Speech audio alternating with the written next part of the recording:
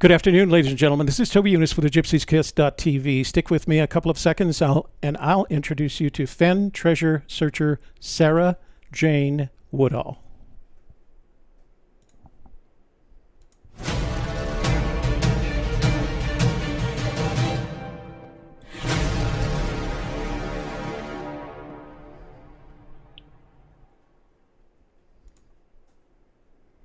So everybody, thanks for joining us today. Before I start our interview with Sarah Jane, I'd like to make a couple of announcements. First of all, I'd like to welcome the subscribers from Sarah Jane's channel, Wonderhussy Adventures. Thank you for joining us today. This is also being streamed live to her channel as well. Secondly, as you know, my partner Shelley Carney handles production duties in the chat room. Shelley is at a class today, so she can't pass on your Q&A to me, but especially for Sarah and in Sarah's subscriber base. So if you would, please, if you have a question for Sarah, send a text message to 1-800-947-1043, and you'll see that number right above me over here, 1-800-947-1043. Text your message. I'll see it on my cell phone, and I'll be able to ask Sarah the question.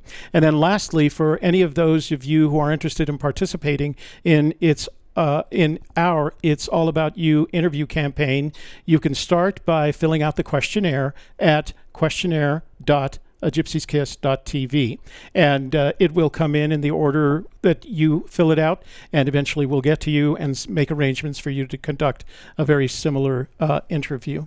So, Sarah, thank you for joining us today. I really appreciate you taking the time.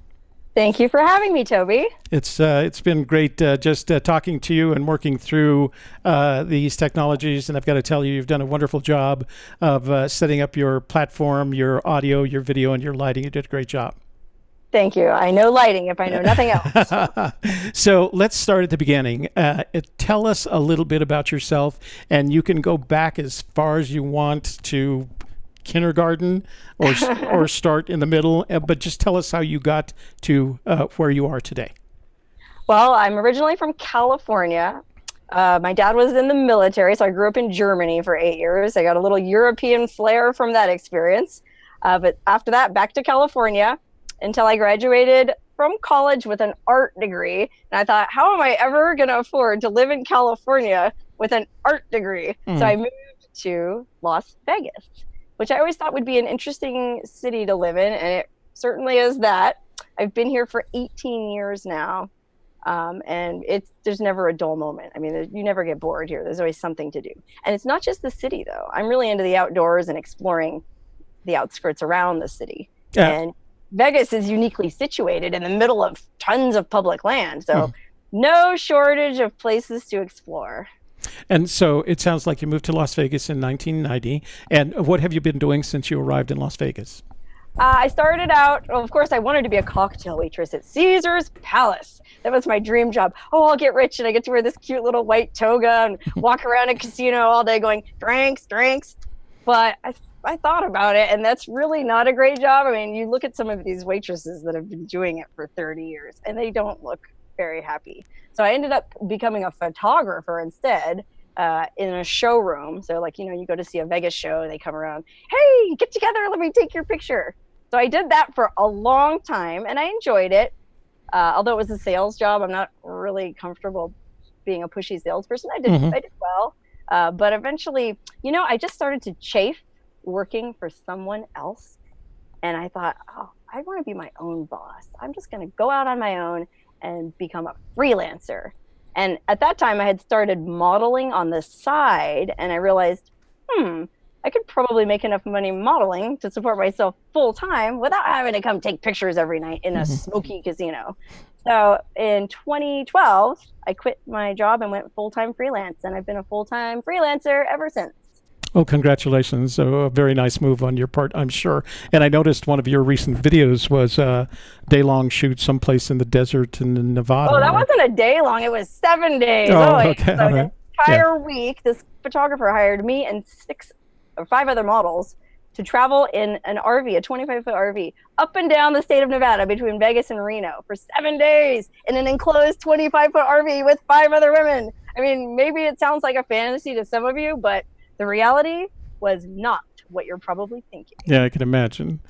So I'm sure that one of the reasons that I was attracted to the idea of interviewing you is that, of course, I'm a subscriber to your channel, and I've always been, since I first saw it, I've been fascinated with it, and I'm going to describe it as a travel vlog with a touch of playfulness and a hint of sexiness. So why don't you tell us about your YouTube channel?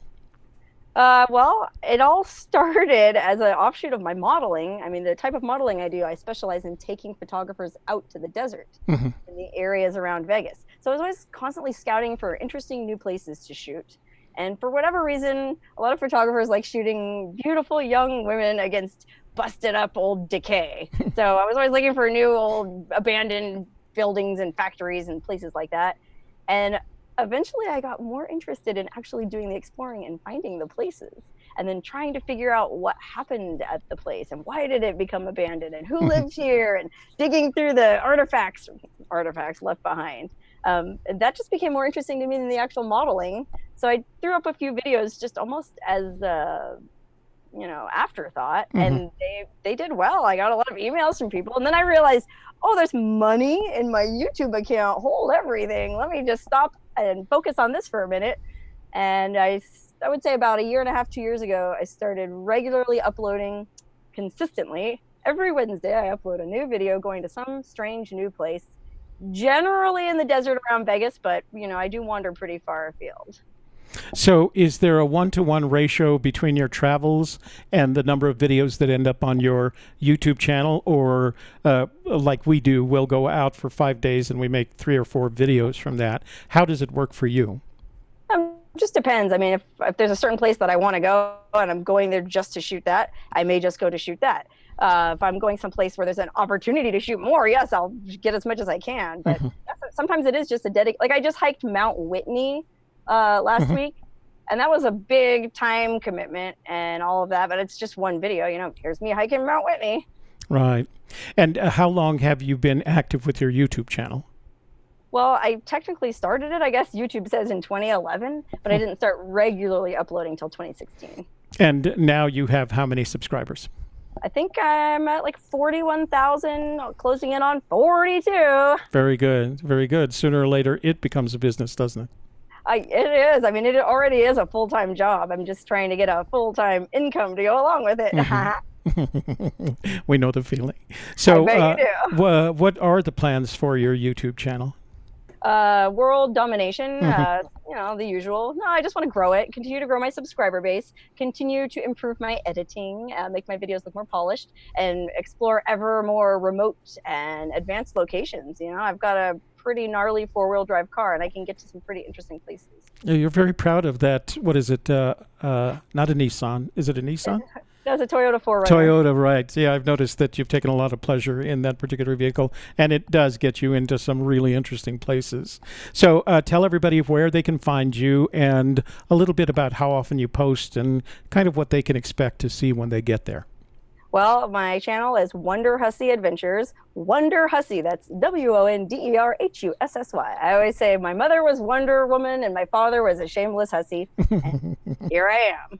And I post every Wednesday new videos. They're pretty much usually desert exploration, or sometimes I'm road tripping somewhere and I come across like roadside oddities. Kooky, kitschy. It's family friendly. I would say it's maybe PG-13. Every once in a while I'll make like a snarky joke that's for adults only, but I don't use adult language or anything like that. It's safe to watch it. It's safe to watch with your pastor. Good. Well, I'm sure that's kind of, I don't know that we're safe to watch with a pastor, but so the other thing I noticed is that I don't know whether I heard you say this to me in our conversations or whether you said it on one of your videos, but you mentioned that you take off during the summers expressly for the purpose of traveling and creating new content. Is that still true for you? Yeah, I'm lucky that I have the flexibility of my schedule. It gets so hot here in the summer. Okay, in Vegas, it's be up to like 117 and it gets humid and we get these monsoons. Whew. I take off at the earliest opportunity, generally late June, and I try not to come back until early September. And I use that time traveling, exploring up in the mountains, higher altitude, someplace where it's cooler, and make videos as I go along. And tell me a little bit about what kind you look like you have a very small kit, a relatively small kit for what you're doing. Tell me about your equipment kit. Toby, I'm using my cell phone. I Oh, have a Samsung Galaxy Note 8. I have an external microphone with a windscreen because it gets pretty windy, but that's it. I don't use any lighting or I don't have anyone helping me. I do all the editing, all the music, everything. I do it all myself. My well. sister used to help me a bit, Mhm. but she ran out of funds and had to go get a job. So now I'm on my own again. Mm. And I imagine she lives in Las Vegas as well. No, my sister actually lives in Los Angeles area. Oh, so you guys actually have to commute to make these trips that you've been Well, a describing. lot of the stuff we do is in the desert between Los Angeles and Las Vegas, so it's like meet So me it's in the middle convenient. kind of thing. Hmm. Yeah. Well, I've heard you mention her several times on some of the videos that you've done, Oh, she's and probably watching right now. Hi, oh, Eliza. hi, Eliza. Thank you for Ah, joining us today. oh, she'll love that. So let's talk about your Fenn treasure search. Now, I know you started this. You've got a couple of videos on the Fenn treasure hunt, amongst all the other videos that you have in your travel vlog. But they were very well done, and you made a significant investment in both, in all three, time, effort, and money to create the video that you did about the Fenn treasure hunt. And it sounded to me like it started out as a travel vlog, but then you got serious about it. So tell me a little bit about that. Yeah, that's exactly what happened. This was last summer, 2017, summer of 2017.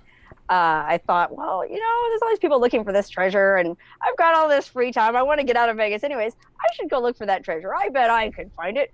I've got just as good a chance as anyone. And my sister and I are both pretty avid outdoors women. We like hiking, and we're both really into hot springs, Mm, natural hot springs. So we thought, oh, we've got an edge. We know all about warm waters in the entire Western United States. We'll find this thing in 3 days. So we had already planned to go visit a friend who lives in Taos, New Mexico. hmm We thought, oh, well, we're going to Taos anyways. We'll spend a few days just kind of looking around the Taos area. Like, not anything really serious, but hmm since we're there anyways. So I needed some content for my channel before I left for Taos.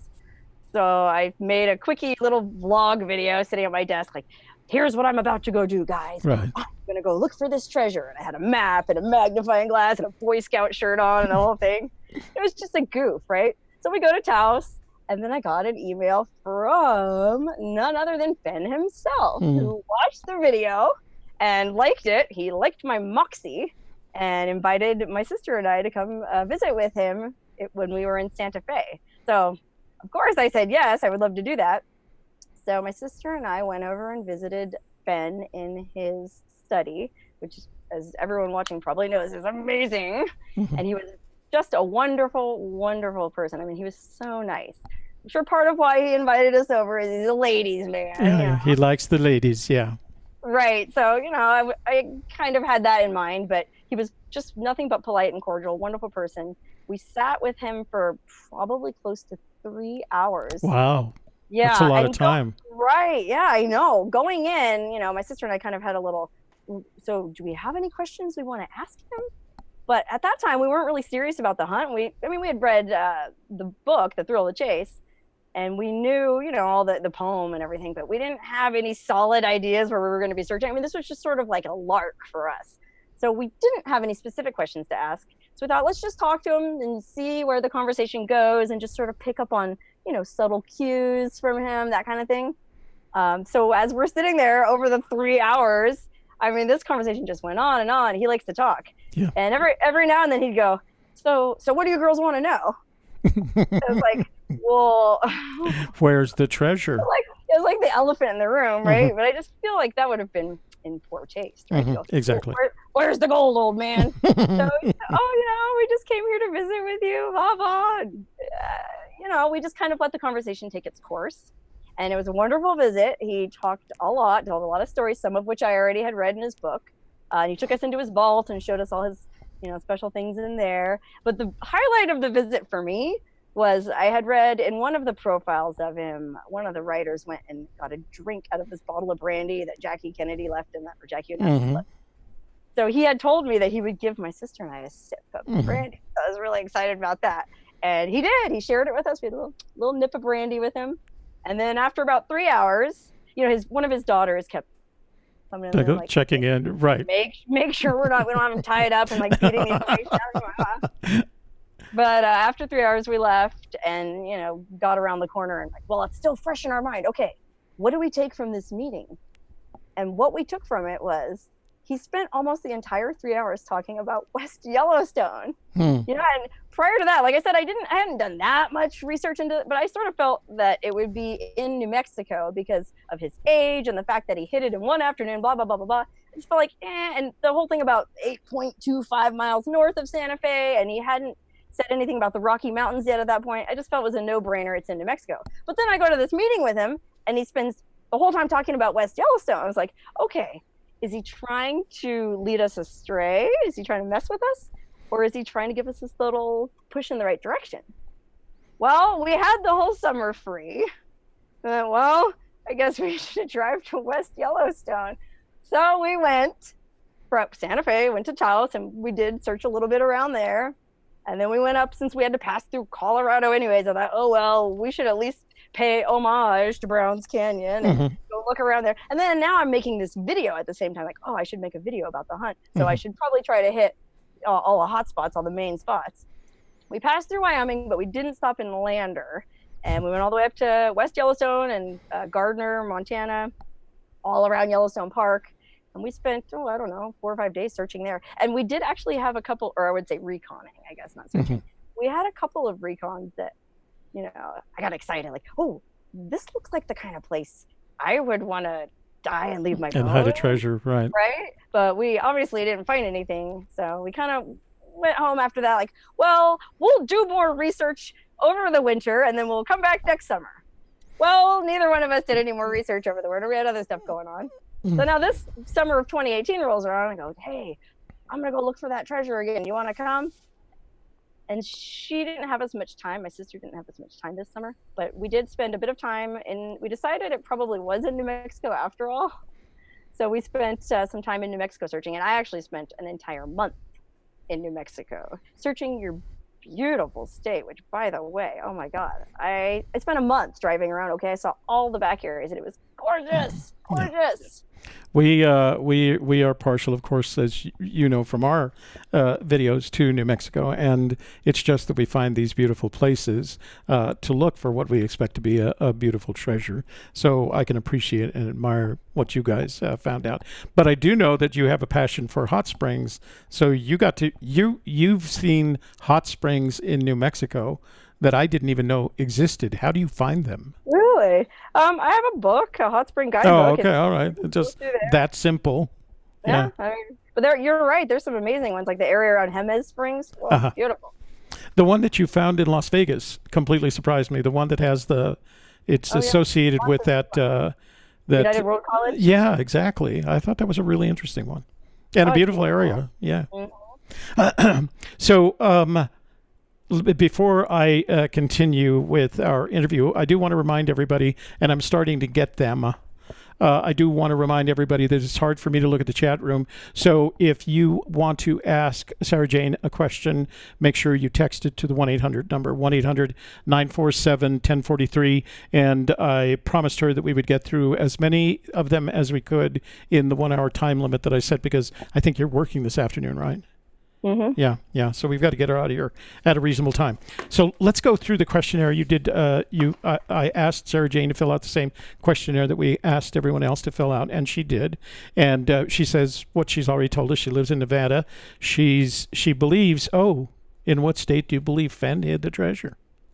I think it's in New Mexico. I mean, I keep waffling back and forth, especially because I watch a lot of your channel's videos and hear what these other searchers have to say.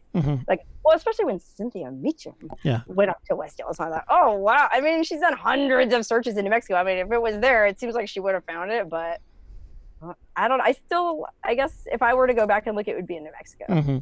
And generally speaking, since you brought her up, what is your perception of the Fenn searcher community? What do you think about them? Oh wow, I think they're great. Like when I came to Santa Fe the first time after Fenn invited us over, Cynthia invited me to lunch. I went and had lunch with her. She bought me lunch. Like, such a wonderful woman. If you're watching, Cynthia, hi. Loved it. And it's just been nothing but positive and supportive, which is so weird for YouTube, right? Yeah. I love the fact that everybody takes care of each other. And when you have fundraisers for a member of the community that has a medical need, I love that. I think it's really cool. Yeah, we are pleased with the way the community sticks together, not only from the perspective of the search, but when it comes to, as you mentioned, these raffle drawings that Fenn has effectively sponsored and have been very successful. This last one that we did for Jamie Jordan was really, really very successful. When do you believe Fenn's treasure will be found? I mean, that was just kind of a guess. Obviously, no one knows, but there was all this like fire under our seats last summer. Oh, he feels like it's going to be found this summer. Oh, well, now his feelings are wavering. Was it because of forest fires? Who knows? I feel like obviously the more people that are looking for it, the higher the odds are that someone's going to find it. So, I mean, I really want to know where it is. I'm hoping in the next rest of my lifetime. 50 years. So this question wasn't on the questionnaire, but I've started asking it to people just because it seems to me to be more than an often spoken about topic. And that is when it comes to Fenn's feelings about the treasure, some people believe that he would like it found before he passes, and other people believe that he doesn't care one way or the other. What do you think? I mean, obviously, I think he likes all the media attention, so it would be a media blitz if somebody found it. But if nobody finds it, he's still getting plenty of media coverage. So I don't know that he really cares one way or the other. Yeah, I guess I would lean towards him wanting it to be found. I feel like he's a storyteller, and wouldn't every storyteller want to be there for the end of their story? I don't know. Or have somebody else tell it in 100 years or 1,000 years. So he won't be around to hear it. To hear it, that's right. Well, he has. Although I don't think of him as religious, I believe he has a spiritual nature about him, and you get a sense of that whenever you spend time with him. He just seems to elicit that kind of feeling. I have no guarantees and no empirical evidence for it, but you just have a feeling he's a very spiritual person, and that somehow or the other he's going to know whether or not it's going to be found, whether it's going to be found or not, whether he's alive or not. So what do you believe is the percent probability of you finding Fenn's treasure? Oh, I mean, I don't spend as much time boots on the ground as a lot of people, and I'm really lagging in the research department. So I would say slim, but I don't remember what I put on the questionnaire, 25%, something like that. 26 to 50, you said. Yeah, I mean, I feel like I have as good a chance as most people. I'm just maybe not as dedicated. See, I have the opposite problem from many searchers. I have all the time and the proximity to the search areas, but I just don't know where to go. I don't have any. I've never had a fired up idea where I'm like, I know where it is. Oh my God, I got to take off work and go there right now and drive 36 hours straight through to get there. No, I've never had a hunch like that. And there are people that do. There was a good deal of activity this spring after Fenn mentioned in February that he had a gut feeling that it would be found this summer. And I think a lot of people, I'm not going to say half the community, but a significant number of a percentage of the community said, he's talking about me, I better get out there quick. Yeah. And so this was amazing amount of activity. And of course the resulting disappointment as well. So you've been in New Mexico, Colorado, Wyoming, and Montana, but you said you've only searched New Mexico. You did the homage to Browns Canyon. You didn't. A brief visit. Didn't get to Lander, but I'm going to strongly. We spent 5 days in the Lander area, and it is a wonderful town to visit. And that Sinks Canyon area is just amazing. Well, I've actually been to Lander, ironically enough, the summer before, but the treasure wasn't on my radar. Oh, I see. Oh, okay. It is a beautiful area, and if you get a chance, the Sinks Canyon State Park rents yurts for campers. So and they're very refined. Yeah, they rent these plastic yurts. I don't know how to describe them. Very refined, and they're very inexpensive. So, but you have to reserve them early because they fill quickly. So if you ever get back to that Sinks Canyon area, make sure you spend some time in one of the yurts. They looked very comfortable. So which of Fenn's memoirs do you own? I have The Thrill of the Chase, and then he was kind enough to give us a copy of Too Far to Walk. Did he sign? No, I don't think he signed it. Oddly enough, I don't even know if he signed it or not. But he gave us a bunch of his other books that he had written about Leon Gaspard and Indian Dolls and San Lazaro Pueblo. Wow. Yeah, he gave us a bunch of books. It was Yeah. crazy. He was very generous, and he gave me a little coin, and he gave my sister a little ring, and just little tchotchkes, but so kind. But I don't have the latest. The Once Upon a While. Once in a while. No, I feel like I don't know. I mean, maybe I'll end up getting it next summer when I get fired up again. But right now, I feel like I have enough information, and I don't want to cloud the water. I kind of like to be a poem purist, and all you need is a poem and a map. Right. Oh, Yeah. because if you really start reading all these books and getting into psychology, it's easy to come up with all kinds of theories. So you've met Fenn. You've done a lot of research. You've spent a great deal of time looking for the treasure, and like all the rest of us, you haven't come up with anything. The big question is, do you believe it's still out there? I do think it's out there. I do have questions as I'm searching about certain things. Like, I have a Forerunner that's lifted with giant tires on it, so I can drive all these crazy places. But a lot of the time I would catch myself driving down a road and go, is this really a road he would have driven down? Yeah. I mean, he said he put it in the trunk of his sedan. Right. Okay, a sedan is probably not capable of going up all these crazy 4x4 roads. So every now and then I have to catch myself and go, remember what has been said and like his exact words.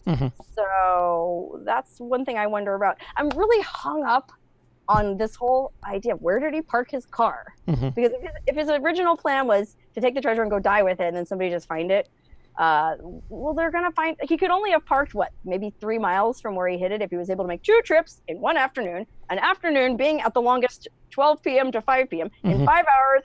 It sounds like a math problem. How many miles could an 82-year-old man, blah, blah, blah. I figure at the most 3 miles. So if he just took this treasure off into the woods to die somewhere 3 miles from his car, I feel like that's a pretty small search radius for the authorities. Like, oh, we have a missing person. We got to find, search and rescue would find him. Right, exactly. Where did he put his dang car? That's kind of I think an issue that he finally realized, that his initial plan, which was to die with the treasure, was spoiled by the fact that he couldn't do that without leaving a trace. He would have left a trail, whether he parked. Some people have talked about him parking it in Chama, taking the train up into the mountains and doing it from there, because they will let you off from the train. They do that for hunters and campers all the time. But then the car would have been in Chama, and you could have easily concluded he got on the train, et cetera, et cetera. So I think that's the problem that he finally came to. He recently got a question on Mysterious Writings about whether or not he still planned to go back, and I can't quote him precisely because I just don't have that kind of memory, but he basically said he realizes that it would be very difficult, but he thinks about it every once in a while. He still has that, like, well, maybe if I could fly in and jump out of an aircraft with a parachute, let the aircraft fly on, who knows. Wow. Okay, so a couple of last questions for you. Number one, what are your plans over the winter months, aside from continuing to produce content for your YouTube channel? In terms of the hunt, has your interest in it been reinvigorated enough to invest time in it? So if it has, what are your plans for the winter months? Oh yeah, I'm definitely still interested in it.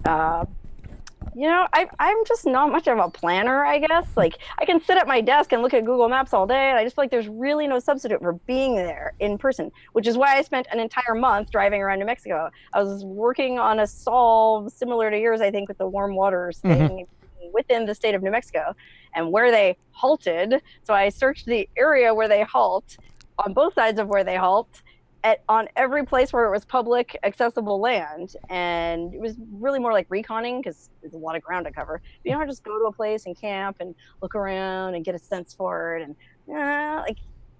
I had a couple places that I went that I felt bore further investigation. So if I were to go back next summer, I would go back to those places. And if I were to work over the winter, it would probably be just snooping around research about those particular areas. Places in New Mexico. In New Mexico, so you're back to New Mexico.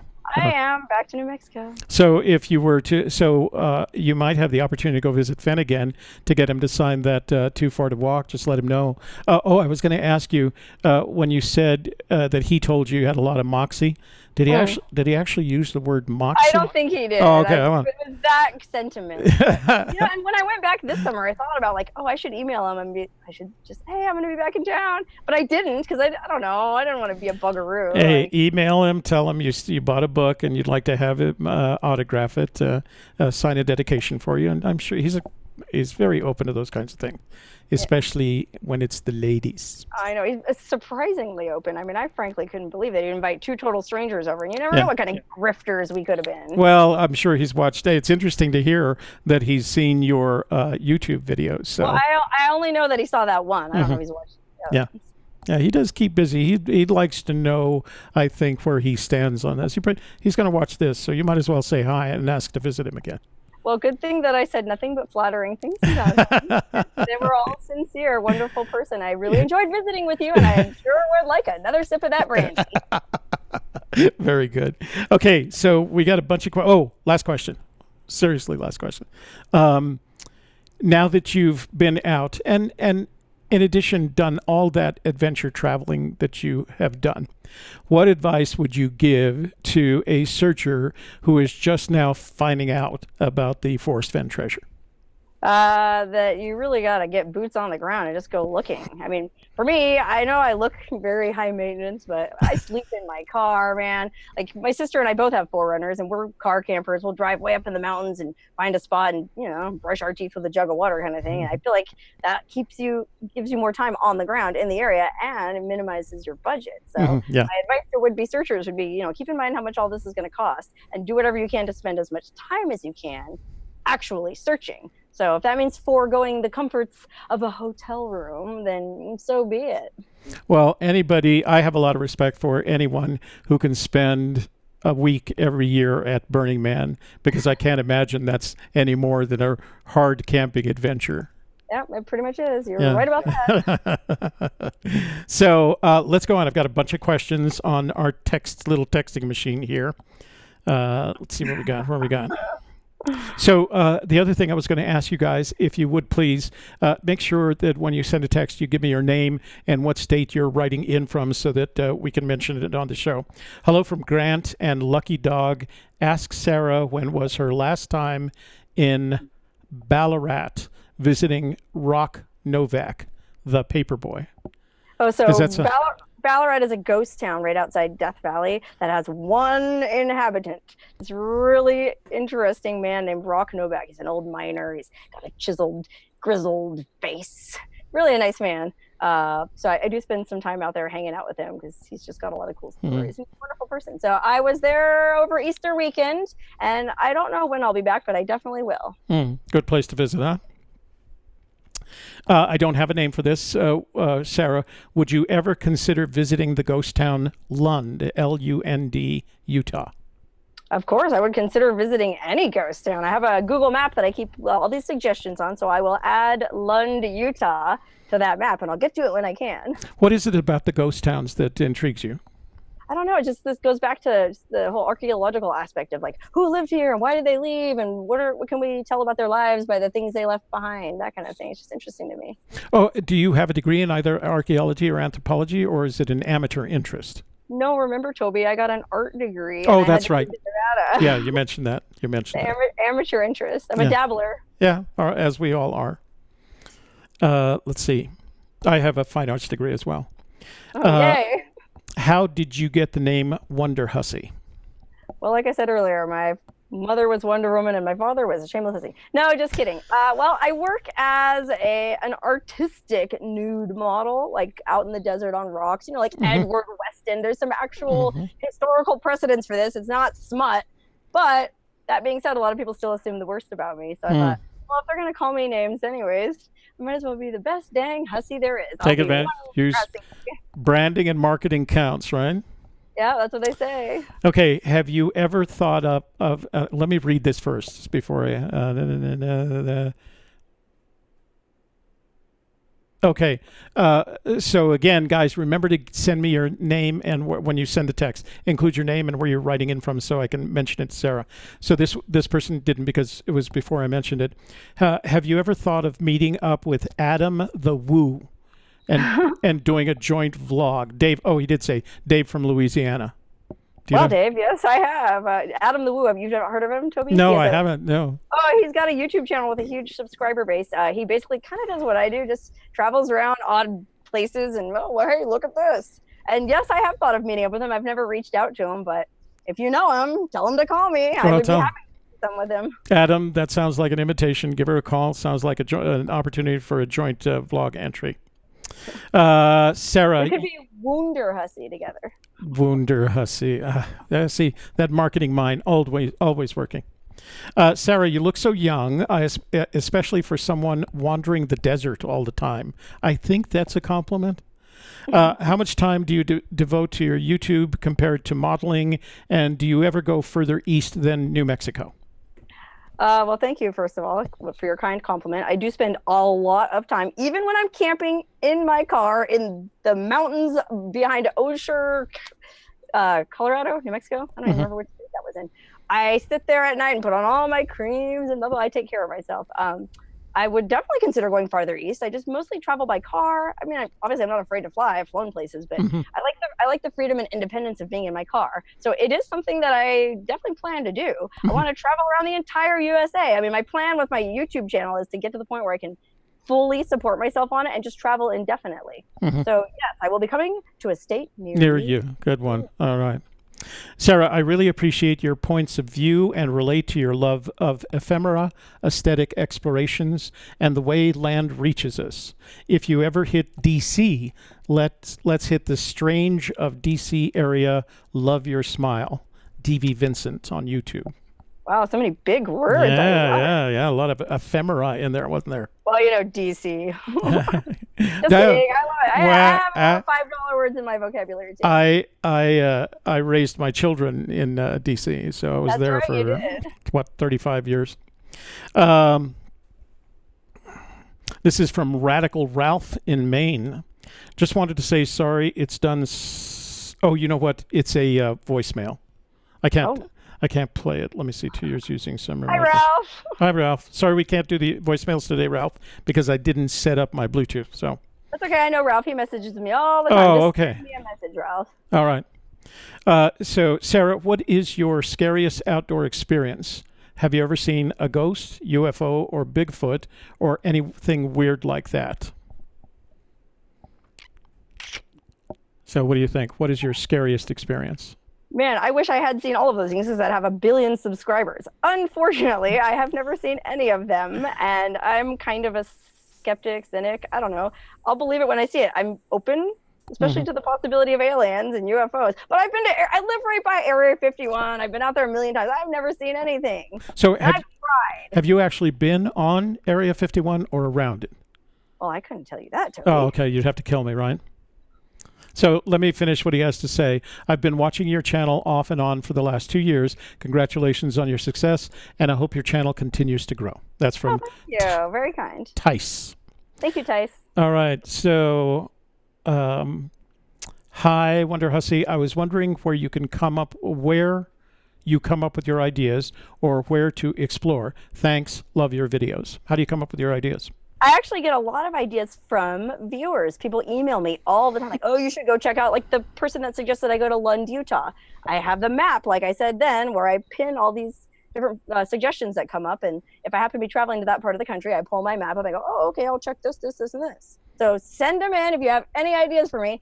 Wonderhussy@gmail.com. I appreciate it. Very good. Good idea. Sarah, you're the reason I'm going to the Los Angeles RV show next week. Your videos on Vimeo rock. Hubba hubba. Yeah, Vimeo has a more lax policy regarding nudity. I'll just leave it at that. Oh, okay. But yes, I'm glad I was able to encourage you to go to the RV show because you'll probably have a bunch of great adventures and you'll love it. Signed, Forrest Fenn. No, I'm just teasing. That's good. All right, Justin, this is from one of our subscribers. His name is Justin. His screen name is Minotaur Moreno, and he asks really technical Fenn searcher questions. So let's see what he's done here. Do the scrapbooks weekly? Oh, no, I'm sorry. That was last week. That's my question. Good. Right. I was starting to sweat. Yeah. Hi, my name is Ted M. My question is, will she be doing a road trip to Texas? I would like to meet her. Thanks, Ted. Hey, Ted. Yes, I would love to go to Texas. In fact, I just found out my dad's family is from Texas. So I've got family out there. So yeah, I don't have any concrete plans, but I will definitely be coming out there at some point. Recommendations for you.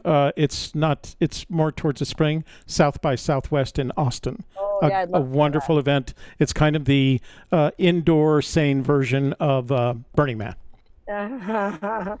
What's sane? That doesn't sound fun. Okay. Do you have any idea what the treasure is? Well, Oh, let me answer that. We do. Everybody knows what the treasure is because Fenn has done an amazing job of describing it and presenting photographs in his book, The Thrill of the Chase. So if you just go online, look up Fenn and Thrill of the Chase, you'll see a lot of images of the treasure, the chest, and and its contents. So yeah, we do know what yeah, it and is. I'm one of those people that believes pretty much that it's exactly like he described it. Yeah, exactly. I'm with you on that.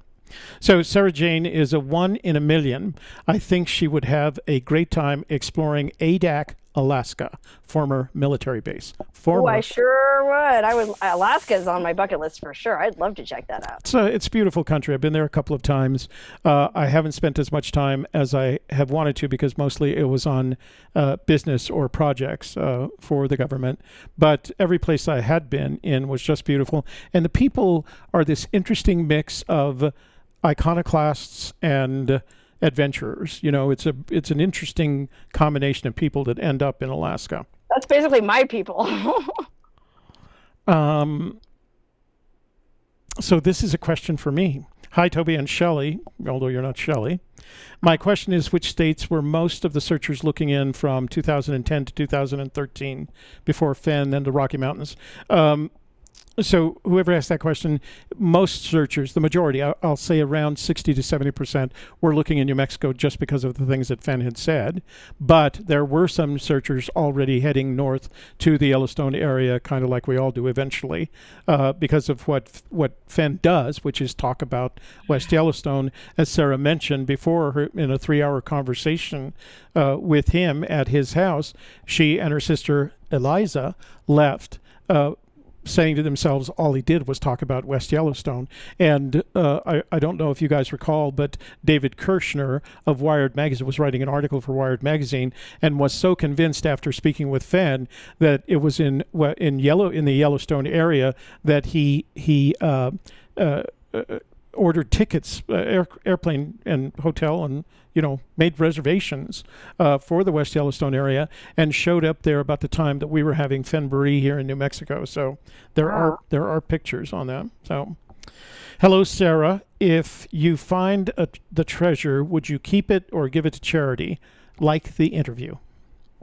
Well, I'd probably do what you guys have said you would do with it, and it'd be really hard for me to keep anonymous, though. Yeah. I'm going to be honest. That'd be really hard to do. But, auction it through Sotheby's, whatever. And whatever money I was able to make off of it, I'm sure I would donate at least part of it to charity. I mean, I'm not that altruistic. I probably wouldn't give all of it. But, yeah, a chunk for sure. I don't know what charity, but... Our position on the matter is that the person who buys it at auction is probably far more able to afford donating it than we are, at least, if nothing else, loaning it to someone. I like it. I'll stick with that.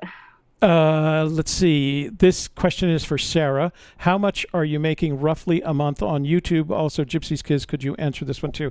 None of us share that information. It's unfair to not only us, but it's unfair to the other YouTubers. We make far less than everybody else believes, but it pays in some ways for the number of hours that each of us, Sarah included, put into creating content. But I can tell you, if you measured it on an hourly basis, it's not even close to minimum wage. So don't think you can start making. It's a labor of love. It is exactly. Steve Wright from would you ever consider visiting the ghost town? Oh, he already asked that. That was the second time. Let's see. I'm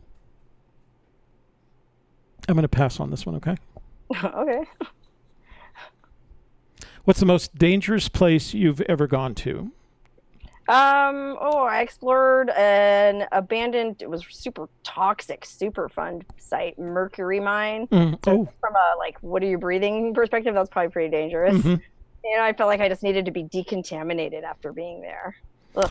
Have you ever injured yourself during one of your video shoots? And this is from Christopher Guerra from Richmond, California.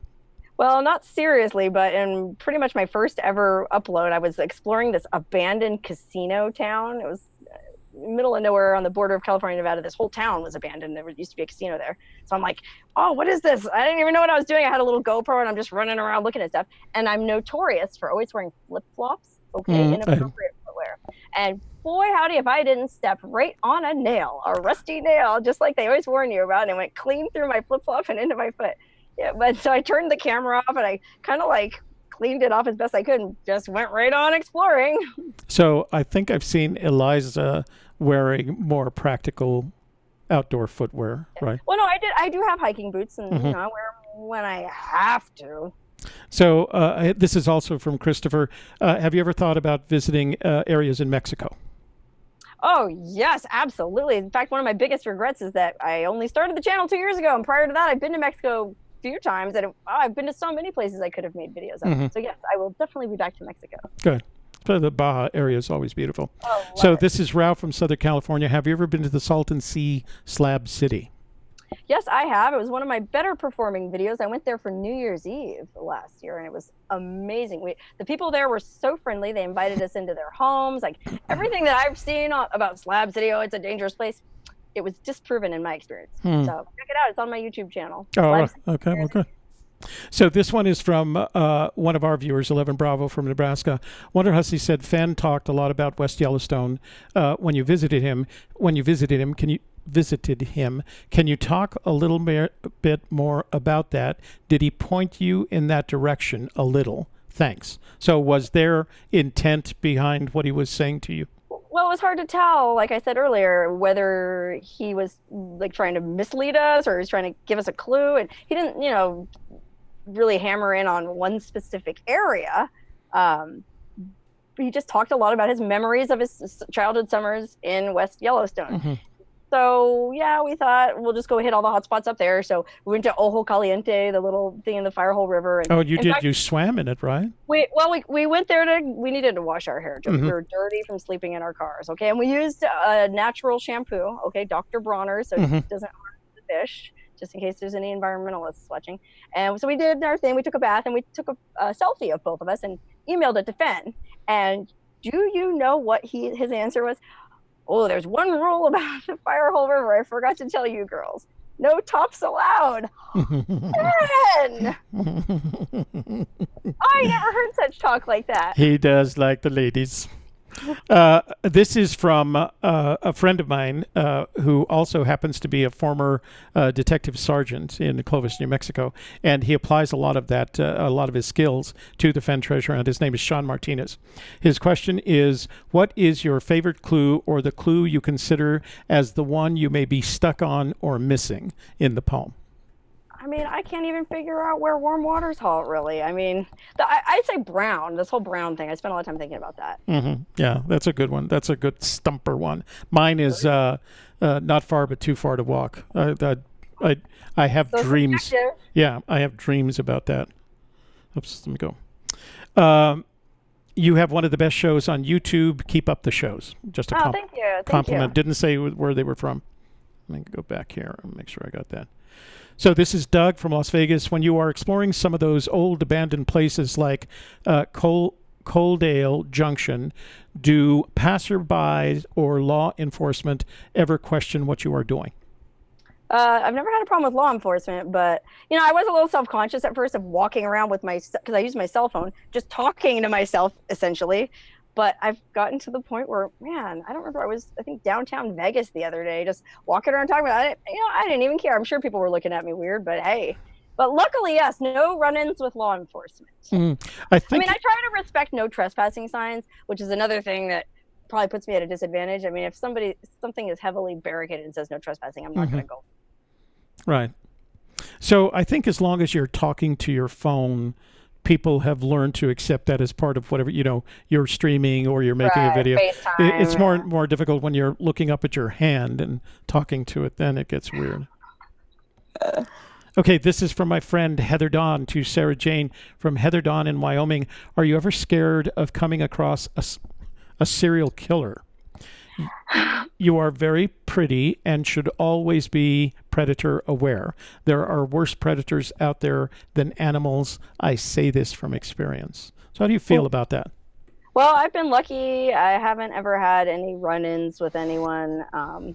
Sometimes I feel like people are more afraid of me than I am of them. But that being said, I mean, I always carry bear spray because that's another good reason why I don't want to go look in West Yellowstone anymore. Like the first summer I went up there, I was sleeping in a tent, and I did not enjoy that. Okay, I mean, Yeah. in a forerunner, it's a little bit different, but even still, New Mexico is nice. There's no grizzlies. Right. There aren't. There are only black bears, and they're more, as the rangers like to remind us, they're more afraid of you than you are of them. Right. Exactly. But yeah, as far as predators, I just try to use common sense. Good. Smart. Hi, Sarah. Tom Fry here. You know where I'm from. Don't you, dear? Love you and all your efforts. Hi, Tom. One of your subscribers? Oh, yeah. He's a good friend and fan. Oh, okay. Here's a good Fenn kind of question for you. Sarah, do you collect anything? Roy from Louisiana.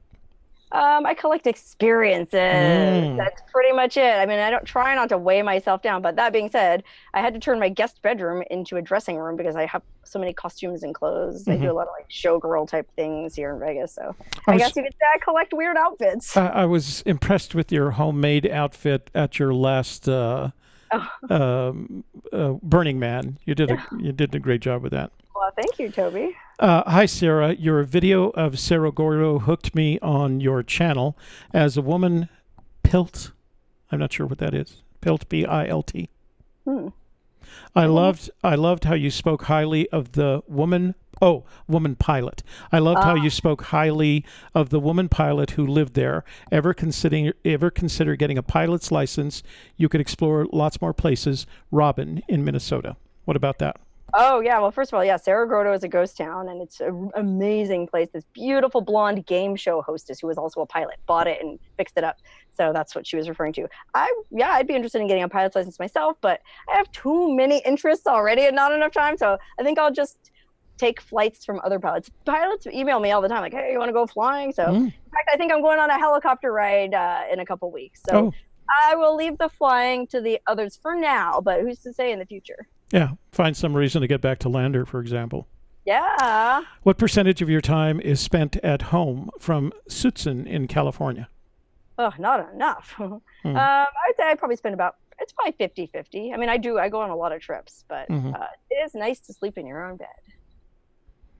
All right, so here we are. Justin's corrected his tack, and he said, this is our Minotaur Moreno, it's one of our subscribers. For Sarah, what is the best hint clue you believe you have found in the chase and are willing to give us? The best hint or clue I have found? I don't know. I mean, this is old news to everybody, but I'm really into the whole warm waters definition from the New Mexico State of Fish and Wildlife. So I really took that as, I don't know, to me it was so weird that it's warm waters with an S and just such a kind of a unique term that that kind of seemed like a no-brainer to me. But now it's a matter of finding out what does he mean by where they halt. Yeah. And we all have our ideas on that one. We do, and if you can get yourself convinced that that's the only place you're going to find the phrase warm waters, the next thing you're going to spend time doing, as we have, is locating exactly where that is. So this is from Ted again in Texas. Thanks for asking my question. Would you give us a heads up on your trip to Texas, apparently when you plan to go? Oh, yeah, sure. Let everybody know. I probably won't be anytime soon, but yes, I will definitely. I mean, I have a Facebook page that I post all my comings and goings on. So if you're interested in up-to-date information on Wonderhussy, you can find me on Facebook. And it's Facebook. Your Facebook page is Wonderhussy as well? Yeah, just Wonderhussy. All right. I'll make sure people know that. Yep. Do you ever think you will ever, do you think you will ever come explore the East Coast abandoned sanatoriums? Oh my God. Thanks from Brian Layton in Groton, Connecticut. P.S. Love to watch your YouTube channel. Well, thank you so much. And yes, of course, I would love to. I mean, the East Coast has the best abandoned ruins. It's just a matter of getting out there. But I will. I definitely will. So let's see. This is from John in Virginia. Sarah, like you, I often off-road solo in the Mojave Desert. Are there any specific preparations you make before going? I've been enjoying your videos for the past couple of years. So what do you do to prepare for going out adventuring in the Mojave? Well, I don't typically go alone, or I don't do any kind of super ambitious off-roading alone because, I mean, let's be real, my tires are so big, I don't even know if I could get one off. I mean, I would if I had to, but I prefer to at least be with my sister. But preparations wise, yeah, I always kind of a shovel and a tow strap and way to get myself out. I don't typically carry extra gas because I don't go that far, but if I were to go on a long trip, I would take extra gas, firewood, food, water, basic emergency kit. Yeah. So I'm going to ask this question, but then I'm going to paraphrase what I think it means. All right. Okay. It's from Pete in Delaware. He asks, are you in love now? I assume he means if you're in a relationship now. I'm not in a relationship, but I'm in love with life. I love everything there is out there. Like, people go, oh, next time you're bored, why don't you look at the... I'm never bored. If you're bored, you're not trying. That's very good. This is Rick Plank from Cincinnati, one of our subscribers. Sarah, love your videos, especially the ones where you make up stories from the items you find and tell the whole story at the end. Wish you would do more like that. Oh, thank you. I will do more like that now that I know someone likes it. Perfect opportunity for a live stream. Paul in Las Vegas, do you still like living in Las Vegas, and do you gamble? I don't gamble, but I really do like living here. And I made a video all about why, and it's because of the proximity to open spaces. In my video, I started at the intersection of Vegas Strip and Flamingo Road, which is one of the most congested intersections in the world. And I drove 30 minutes east, south, northwest, and was in utter desolation in all directions. And that really is... For a major metropolitan area, that's pretty unique. Yeah, no, I think you're right. I have spent time in Las Vegas and have driven around, but I've never left, city proper. I'm not a big Vegas person. I mean, I like it. It's fine. Obviously, that subsidizes my property taxes, so keep on coming in and gambling. But for me, it's all about the outdoors. So this is Joe from Henderson, Nevada. Next time you're in New Mexico, stop by Angel Fire and visit the Vietnam Memorial. Very emotional. I was there. Yeah. It was very emotional. It was raining while I was there. It was just very fitting. Yeah. That sounds very appropriate for that particular memorial. Okay, it is within 5 minutes when I promised you we would finish this conversation. So first of all, for those of you that joined us today, both on A Gypsy's Kiss and on Wonderhussy's channel, we really appreciate you being here. We're very grateful that you took the time, and we hope you found it both entertaining and informative. Remember that if you want to participate in our It's All About You campaign of Fenn Searcher interviews, start by filling out the questionnaire at questionnaire.agypsieskiss.tv. You can find Sarah on her channel Wonderhussy Adventures. You can find us on A Gypsy's Kiss. And as I said earlier, we appreciate you taking the time to join us today. So, Sarah, thank you very much. It's been a very entertaining and informative interview as far as I'm concerned. I'm glad we got to do this. I'm glad we got to split this live stream. So not only did we live stream to our channel and to your channel, but we're also live streaming to Periscope, Twitter, Twitch, and Facebook. So this is a lot of people are gonna see this. And if you have questions that didn't get answered today, for Sarah, I'm gonna strongly recommend that as soon as this video is posted on her channel, you can go to the comments below her channel and start asking any questions that weren't answered. And I apologize, we literally have hundreds of questions for Sarah, but I promised that we'd get her out of here on the hour because she has to go back to work. Okay. I'm gonna start doing my own live stream soon, so you can ask me then. Yes, and we had a conversation about this, and I strongly recommended to her that because of the type of content she's building, live streams would be perfect for her. So we're going to do what we can to help her get through the technology barriers and get that quickly. Yeah, I think it's good for your channel. All right. Listen, I enjoyed it. Thank you. And please give my love to Shelly. I'm sorry I didn't get to talk to her. Well, she's a very good person, but she had made a commitment to this class weeks ago, and she wanted to be here. She's not going to be tonight either. Oh, and that's the other thing for our subscribers. Don't forget, tonight at 7 p.m., same channel, gypsieskiss.tv. It's our Forest Fenn Friday Fandango, where we open up the telephone lines. You can call in, comment, ask questions. You can can send text messages. So we spend 2 hours, I spend 2 hours taking your incoming and doing the best that I can to respond to your questions about the Fenn treasure. Okay, so join us tonight, 7 p.m. on a gypsieskiss.tv, or in that case, at gypsieskiss.live. So again, Sarah, thank you very much. I really appreciate it. Hope you enjoyed it as much as I did. And you guys, we're going to go straight to outro. Have a good day, Sarah. Thank you.